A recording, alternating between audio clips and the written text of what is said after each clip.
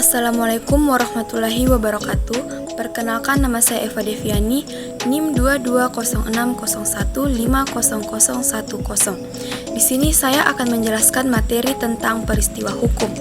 Peristiwa hukum adalah perbuatan dan tingkah laku subjek hukum yang membawa akibat hukum karena hukum mempunyai kekuatan mengikat bagi subjek hukum atau karena subjek hukum itu terikat oleh kekuatan hukum. Nah, menurut Van Apeldoorn, peristiwa hukum adalah peristiwa yang berdasarkan hukum menimbulkan atau menghapuskan hak. Menurut Bellevoet, peristiwa hukum adalah peristiwa sosial yang tidak secara otomatis dapat merupakan atau menimbulkan hukum. Suatu peristiwa dapat merupakan peristiwa hukum apabila peristiwa itu oleh peraturan hukum dijadikan peristiwa hukum. Adapun macam-macam peristiwa hukum. Yang pertama, peristiwa menurut hukum dan peristiwa melanggar hukum. Contoh, kelahiran, kematian, pendudukan tanah, pencemaran laut, lingkungan hidup, jual beli, sewa menyewa, pemberian kredit, pembukaan rekening pada bank, perjanjian negara, pembunuhan, dan lain sebagainya. Kejadian atau peristiwa itu dapat terjadi karena perbuatan manusia dan keadaan. Suatu peristiwa dapat menimbulkan akibat hukum. Contohnya, pasal 1239 KUH Perdata yang berbunyi, tiap perikatan untuk berbuat sesuatu atau tidak berbuat sesuatu, apabila tidak dipenuhi kewajiban itu oleh si berutang, maka ia berkewajiban memberikan penggantian biaya, rugi, dan bunga. Nah, dari contoh tersebut terlihat bahwa adanya peristiwa-peristiwa tidak memenuhi kewajiban untuk berbuat atau tidak berbuat sama sekali. Akibat hukumnya mengganti biaya, rugi, dan bunganya. Kedua, peristiwa hukum tunggal dan peristiwa hukum menjemuk. Peristiwa hukum tunggal terdiri dari suatu peristiwa saja, umpamanya hibah atau pemberian. Peristiwa hukum majemuk terdiri lebih dari suatu peristiwa, seperti dalam perjanjian jual beli akan menjadi peristiwa tawar-menawar, penyerahan barang, dan penerimaan barang. Sebelum perjanjian kredit akan terjadi perundingan, penyerahan uang, dan di pihak lain penyerahan barang bergerak sebagai jaminan gadai. Dengan pengembalian uang, maka di pihak lain berarti pengembalian barang jaminannya. Peristiwa hukum menurut isinya. Yang pertama, perbuatan subjek hukum. Peristiwa hukum yang disebabkan oleh subjek hukum manusia atau badan hukum dapat dibedakan dalam yang pertama, perbuatan hukum. Perbuatan hukum adalah setiap perbuatan yang akibatnya diatur oleh hukum karena akibat tersebut dapat dianggap menjadi kehendak dari yang melakukan perbuatan itu. Nah, perbuatan ini dapat dibagi lagi dalam dua kelompok. Yang pertama, perbuatan hukum yang sifatnya sederhana. Nah, perbuatan hukum yang sifatnya sederhana ini merupakan perbuatan hukum yang bersegi satu, ialah apabila hanya satu kejadian saja atau apabila akibat hukumnya ditimbulkan oleh kehendak saja, ialah orang yang melakukan perbuatan itu. Contohnya, pembuatan surat wasiat atau testamen, pasal 875 KUH Perdata. Nah, ada juga contoh lain seperti hak istri untuk melepaskan haknya atas barang-barang yang merupakan kepunyaan suami istri atau berdua setelah perkawinan, benda perkawinan pasal 132 KUH Perdata. Nah, yang kedua, perbuatan hukum yang sifatnya tidak sederhana. Perbuatan hukum ini dapat bersegi dua atau lebih, ialah perbuatan hukum yang akibatnya hukumnya tidak ditimbulkan oleh kehendak dari dua atau lebih subjek hukum. Contoh, sewa menyewa, jual beli, perjanjian kredit, perjanjian deposito, semua perjanjian dan perikatan seperti apa yang disebut dalam pasal 1313 KUH Perdata yang berbunyi, perjanjian adalah suatu perbuatan yang menyebabkan satu orang atau satu subjek hukum atau lebih mengikat dirinya pada subjek hukum lain atau lebih. Nah, kedua, perbuatan hukum yang bukan perbuatan hukum. Nah, yang ketiga, peristiwa hukum sepintas dan peristiwa terus-menerus. Peristiwa hukum sepintas seperti pembatalan perjanjian dan tawar-menawar. Sedangkan peristiwa terus-menerus seperti perjanjian sewa-menyewa, uang sewa-menyewa berjalan bertahun-tahun.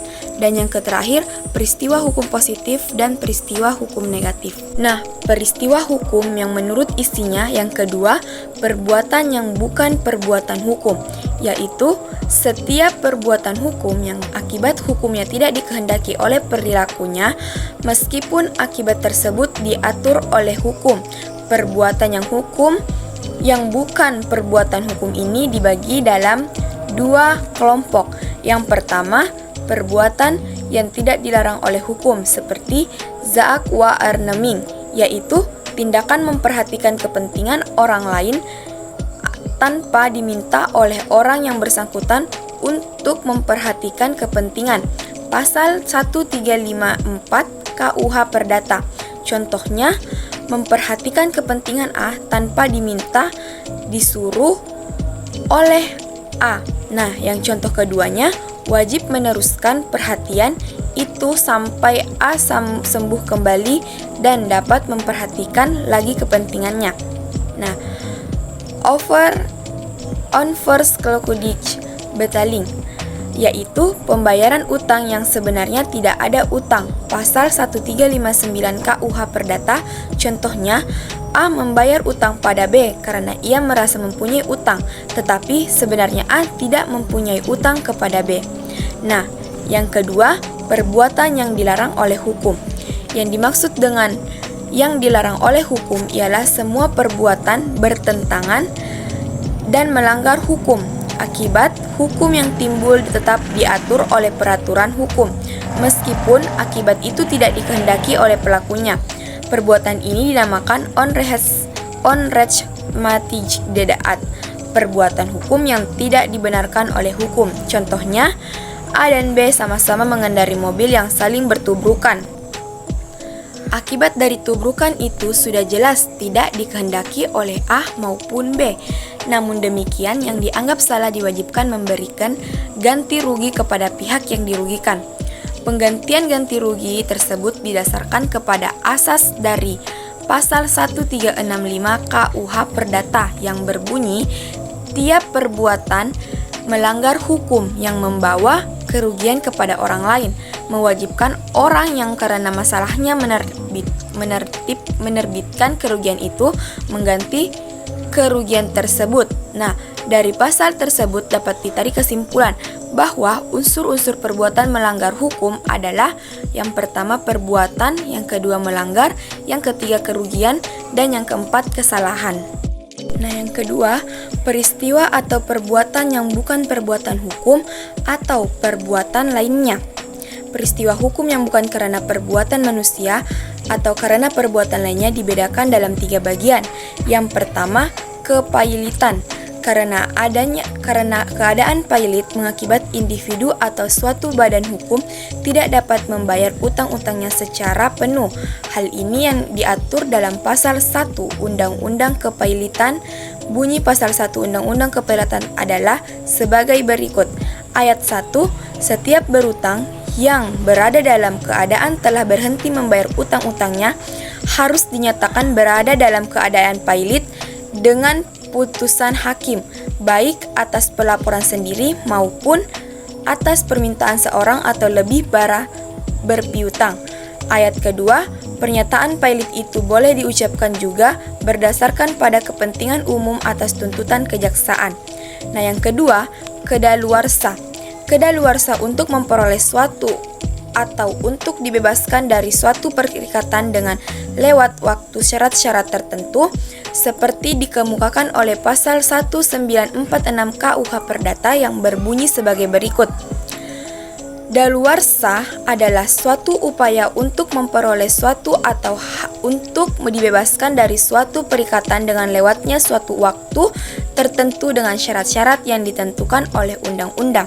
Buku 4 bab 7 bagian 2 KUH Perdata pasal 1963 sampai 1966 tentang Daluarsa dipandang sebagai suatu alat untuk memperoleh suatu atau akuisitif. Pasal 1963 KUH Perdata berbunyi, siapa yang dengan itikat baik dan berdasarkan suatu alasan hak yang sah memperoleh suatu benda tak bergerak, suatu bunga atau suatu piutang lain yang tidak harus dibayar atas tunjuk memperoleh milik atasnya dengan jalan daluarsa dengan suatu penugasan selama 20 tahun. Itulah tadi penjelasan saya tentang materi peristiwa hukum. Sekian, kurang lebihnya mohon dimaafkan. Wassalamualaikum warahmatullahi wabarakatuh. Dadah guys.